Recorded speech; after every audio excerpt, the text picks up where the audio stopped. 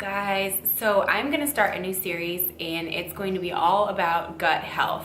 I posted a little bit ago on my Snapchat and asked if there was any interest in some of the gut things that I do. I'm gonna refilm this first episode. I started filming my routine, a whole bunch of supplements, and those are gonna be in later videos, but the video was extremely long. And as I'm editing it, I was like, this is just too much, it's too long. So I'm gonna split these episodes into different, I'm gonna split this information into different episodes so that they're easier to digest and easier to watch. But I'm gonna start with this episode because I think it'll kind of give a background on irritable bowel syndrome, IBS, and how I went about getting diagnosed, some of my symptoms, and my just kind of a background on the syndrome, because IBS is a syndrome. And if you've noticed, I don't really post a lot of recipes on my Snapchat and or my Instagram, just because the way that I eat might not be perceived as normal. And if you're following a Fitspo account, I don't do a lot of the crazy, weird, low sugar, low cal, like I don't really do any of that stuff, and there's a reason for all of that.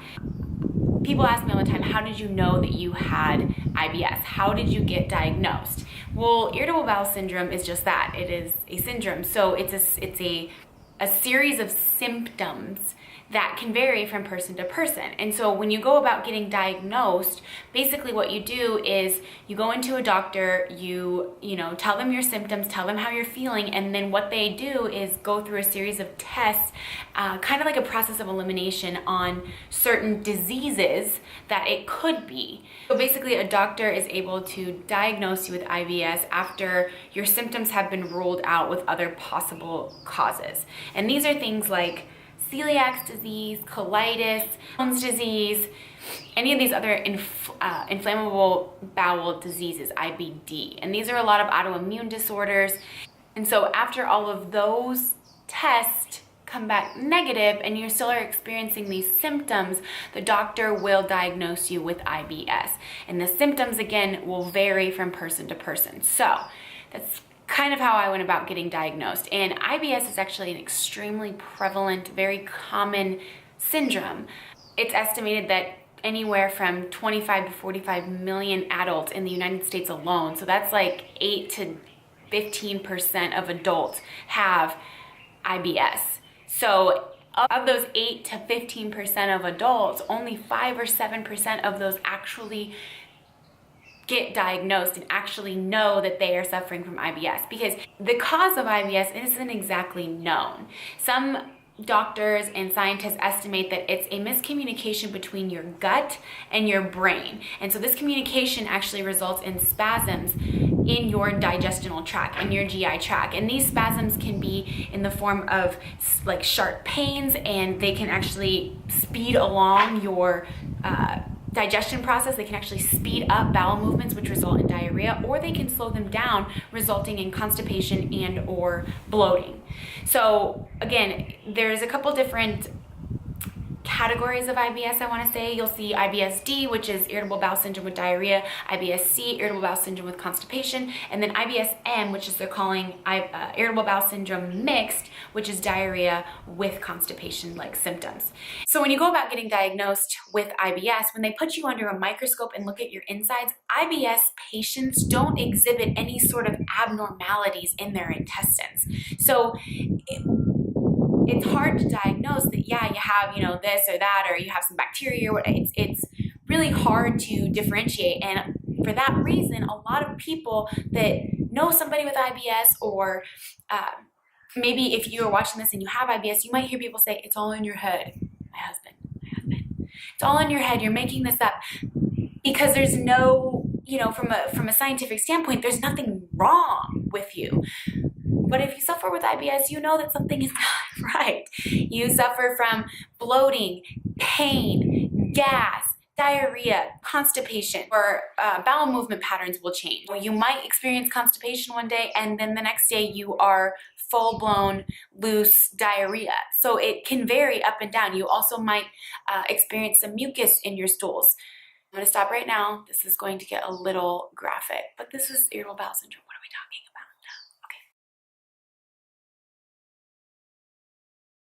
Okay. And everybody at some point, whether you have IBS or not, is going to experience some symptoms of indigestion. So what they say is if you've experienced any of the symptoms I just mentioned, pain that you experience for 6 months or more, and this pain is prevalent for 3 days or more, 3 days per month for 3 consecutive months. That's where they're saying that's extreme, that's too much. Like, you know, we could go out and have a giant burger and fries and milkshake and all this and have a stomach ache and be sick and, you know, but this is chronic pain over the course of several months. And this pain you might experience this pain can only be relieved if you have a bowel movement. This pain can potentially be linked to the frequency of your bowel movement. So if you're not going very often, you're constipated and you experience pain, it could be a sign of irritable bowel syndrome or an inflammatory bowel disease, IBD, IBS. Pain could also be linked to the consistency of your BM, your bowel movement. So if you are experiencing a lot of pain and then you experience diarrhea right after, or you're experiencing a lot of pain and you can't go. Definition of constipation. So, are you gonna sit down? Please sit down. Why don't you just sit? Just sit. Sit down. Can you just sit? Just sit. Because you're really right in the middle. Okay, bye-bye.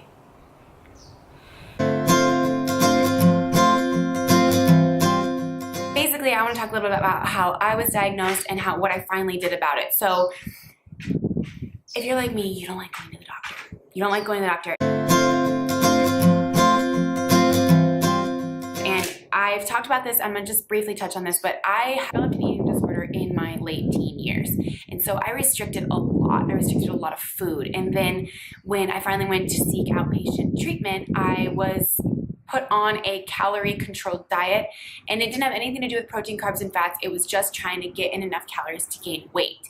And so as I started eating more food, I started experiencing these symptoms. I started experiencing indigestion, bloat. My biggest symptom was gas. And this is one of the first symptoms that I recognized early on. This was probably several years back, probably right when I started college. And when I'm talking about gas, I'm talking about extreme gas. Everybody blows wind, everybody burps, your body tries to expel gas in some way, but when you have this type of gas, you know what I'm talking about. It's bad. And I was embarrassed about it a lot. And I remember for a better part of almost my entire college career, I would carry around little green gas sacks in my purse.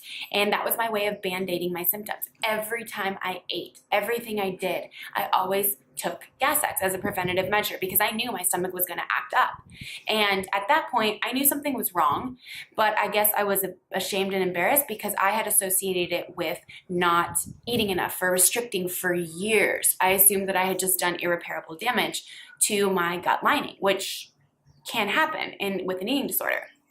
And so that was my first symptom, I would say.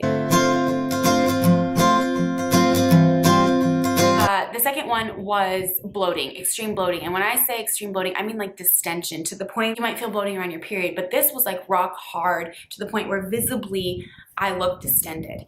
And it would hurt a lot and it was very uncomfortable. It was almost like if you tried to bend down to put your shoes on or something, it was like there was a belly in the way. And I just thought that was super annoying, first of all. And I just needed to go to the bathroom. I just needed to go, and I could never just go. I knew that would solve all my problems if I could just go to the bathroom. And I tried laxatives, which are horrible. I tried everything just to try to get rid of what was going on with my stomach. So I still didn't really understand anything. I had never read into IBS. I didn't know. And I was afraid to tell anybody about it because I was afraid it would bring up a discussion of my eating disorder and if I was still sick. And if you've ever struggled with an eating disorder and you're watching this, you know that the last thing you want is more prying eyes. So I struggled with this for years. Fast forward into, I got more into health and fitness. I started doing shows. I realized that the more I started watching what I was eating, there were certain times where I would feel really good and certain times where I wouldn't feel really good. And so I really started looking into what could be causing my symptoms. And the first thing I came across was the FODMAP diet. So FODMAP stands for Fermented Monosaccharides and Polyols, and it's basically a listing of whole food sources that they found can upset your gut if you have like a finicky gut lining, which is great, except for that list. If you've ever seen it, I'm gonna link it below. If you wanna take it out, check it out. It is extensive. It's so many foods that are considered clean foods, but they can cause a reaction and a spasm in the gut lining. So I did some reading into it, and this is before I even went to a doctor, and I was like, okay, I'm gonna try out the FODMAP diet. And it's not meant to be a restrictive diet, it's meant to be an elimination diet. What you try to do is cut out everything on that list for about a week or two and see if your symptoms go away. And more often than not, they do, because you're cutting out a lot of foods that can cause reactions in your gut. Hopefully you guys can hear me with that phrase. And then what you're supposed to do after that is slowly add back in foods that might be considered high, because just because a food is listed as high doesn't mean it affects everybody. IBS is a syndrome. Everybody's going to have different trigger foods. So I did this elimination diet and I felt really good. I finally started to feel good. I looked better and I started adding back in foods. And I found a couple sources of my problem, which I don't know how I didn't know or why I thought, but I was using a lot of onions and garlic in my cooking to make it taste good. I was on prep at the time. I was trying to make volume with my foods. So once I cut those out, I was super excited. I was like, okay, I feel better. This is good. But my symptoms didn't go away. And they got really, really bad last year, 2017. And I finally decided I was going to go to a gastroenterologist. My sister is a type 1 diabetic, and she was diagnosed with celiac disease, and one of the causes of IBS could be a genetic. So if somebody in your family has a history with autoimmune diseases or IBD, I figured I would go get checked. Can you... Dude, you're like right, just like right here. I figured I would go get checked out. And so I went in and I was armed with all of my self-research and trial and error. And I went into my gastroenterologist and I told her all of my signs and symptoms. And so the first thing she did was order an allergy test. She thought maybe it could be some sort of allergy that I had with food. Obviously I wasn't anaphylactic to anything, but it could be some sort of an allergy in my gut. And so we did a blood test and we went through an entire allergy panel, and it came back that I had a slight allergy to peanuts. That did make a lot of sense because I was having protein shakes, I was using powdered peanut butter, so it did make a lot of sense for something that I was having pretty much daily. So that made me feel better. So we cut out peanuts and I monitored my symptoms for the next couple weeks, and then they didn't subside. So there was something else that I was eating quite frequently that was upsetting my gut. So we went in, we did some more blood tests, ruled out celiacs, we ruled out, which we actually tested first for celiacs because it runs in my family. We ruled out celiacs, we ruled out Crohn's, we ruled out colitis based on a series of blood tests and stool samples. And if you've ever done a stool sample, it's disgusting. She ended up putting me on a 14-day antibiotic, and what it was supposed to do was see if there was any bacteria in my intestines, in my colon. She was kind of looking for SIBO, small intestinal bacterial overgrowth. And so I went on this 14-day antibiotic, but it was my bowel movements. They still weren't normal. The bloating had subsided, the spasms in my gut had subsided, but my bathroom was still not normal. And so after the 14 days, we went in and I kind of told her, I was still experiencing, after the antibiotics, serious spasms, serious distension. And it was at that time where my doctor basically told me, you know what, I'm diagnosing you with IBS and here's a script. She gave me a prescription for a pill, and I can't remember the name of it. And it basically, what she described to me was it was an opiate for your stomach. So, but it doesn't cross the blood-brain barrier, so it was safe in that way. But it was supposed to help with pain and to calm the spasms in my gut. So I was pretty upset at this, and I remember going home and doing some more research on the particular script and decided I wasn't going to take it. I'm not going to be medicated for the rest of my life. I'm going to figure out how to manage this. And so that really kind of catapulted me into my current obsession with feeling good from the inside out. What I really really did figure out was last year was an extremely stressful year. There was a lot of things going on, and I ended up putting on weight. I put on 10 pounds last year and being ready to go into a cut for my wedding last year, and so that was extremely discouraging. That was stressing me out. I didn't feel good. Constant stomach pain, so many other things going on in my life. And at that point in my research, I realized that one of the biggest causes and triggers of IBS is stress. And I was basically causing, it was almost a snowball effect. I was stressing out, my stomach was hurting, my cortisol levels were rising, so my hormones were going crazy, my fat storage was increasing. And on top of that, I was stressing out because I didn't think I was gonna look good for my wedding, and it was just a constant cycle. And I was bad last year. Like, it was the worst, probably flare, if you call them flares, that I've ever had. So if there's one thing I can say to anybody watching this right now, the biggest trigger is stress when it comes to gut issues. And I cannot stress it enough, even if you don't have IBS, it messes with your hormones. They've also found that IBS can be prevalent in people that have anxiety disorders, panic disorders, or other psychological disorders. Anybody with a history of some sort of physical or even sexual abuse, it can be prevalent in those people. IBS, there have been so many cases where people have been able to cure themselves or at least put their symptoms into remission. And by remission, I mean it's less than the, 3 times per month for 3 consecutive months, or, chronic pain for over 6 months. So everybody's gonna feel indigestion at some point in their life, whether you have IBS or not.